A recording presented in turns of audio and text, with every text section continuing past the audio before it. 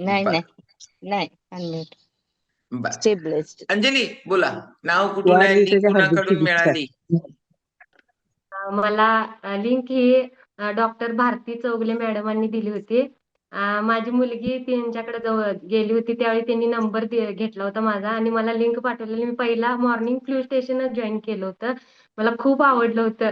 की मी पहिला अंजली चौगले ताईंचाच हे रिझल्ट ऐकला होता.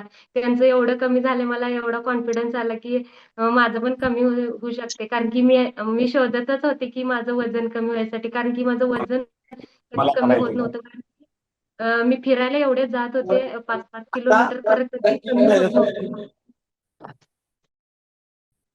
मिलिंद सर बोला. म्यूट. हम्म. एवढं 5-5 किलोमीटर फिरायला जात होतो आमच्या मामींच्या बरोबर, खरं कधी वजन कमी होत नव्हतं.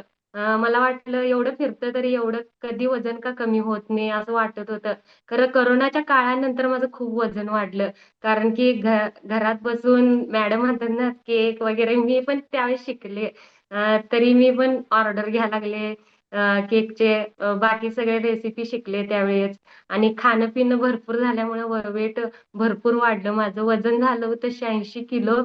मग सगळे म्हणणार आता 2 दरवाजा बसवायला लागतात वाटतं. म्हणताना मग मी म्हंटल आता कमी करायला पाहिजे. कारण की माझी मम्मी पण जाड होती ना. की मम्मीचं पण 100च्या पुढे वेट होतं. तिला पण प्रॉब्लेम होते भरपूर. आणि मला पण वाटलं आता मला पण आता माझं पण होतं वाटतं 100 पर्यंत वेट असं वाटत होतं. तोपर्यंत ही शतायुषी फॅमिली मला भेटली. मला गायडन्स पूर्ण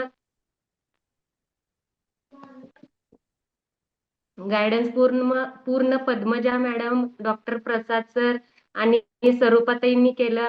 संघात सर असू देत, सगळे मला वर्कआउट बॅच वर एवढे म्हणजे मला कधी मला वाटलं नव्हतं की वर्कआउट बॅच वर मी स्पॉटलाईट होऊन वर्कआउट दाखवू शकेन असं मला कधी वाटलं नव्हतं.